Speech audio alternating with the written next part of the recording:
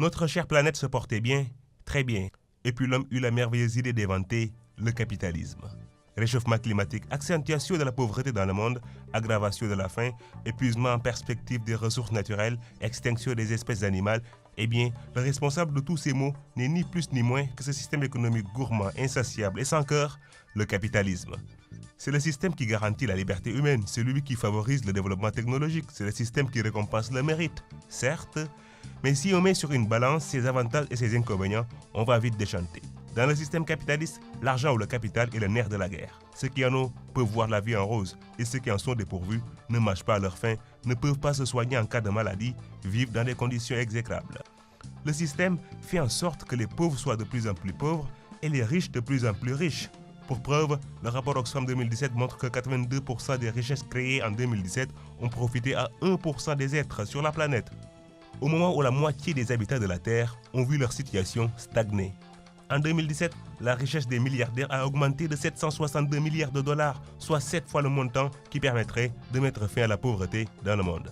Un exemple plus révélateur, un PDG de l'une des 5 plus grandes entreprises de la confection gagne en 4 jours ce qu'une ouvrière bangladaise gagne au cours de sa vie. L'employé rêve de gagner plus, l'entreprise espère battre le record de son chiffre d'affaires chaque année et les États rivalisent de plus grands taux de croissance. Une compétition effrénée que la Terre, notre seul habitat, va peiner chaque année à supporter. On extermine les autres espèces, nos voisins.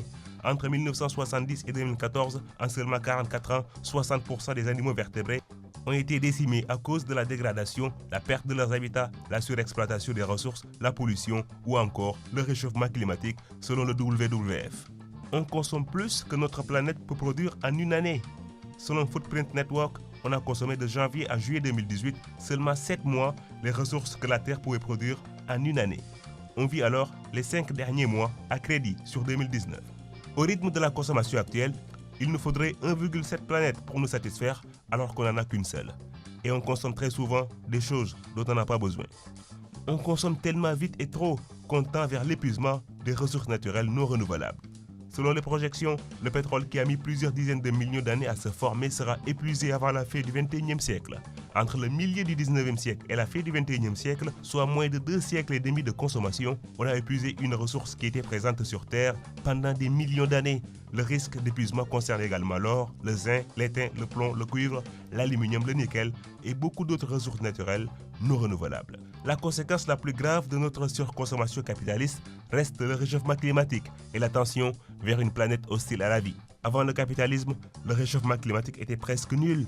Mais depuis l'avènement du système, il se chiffre à plus 1 degré Celsius. Et si on continue de dégager autant de CO2 dans l'atmosphère, on passera à plus 2 degrés Celsius en 2050 et la vie deviendra infernale sur Terre. La vie pour les générations futures est incertaine et nous échouerons à leur transmettre la planète telle que nos ancêtres nous l'ont laissée. L'homme est présent sur Terre depuis des millions d'années sans menacer son destin. Il aura fallu l'arrivée du capitalisme pour en seulement 250 ans compromettre son avenir sur la planète bleue.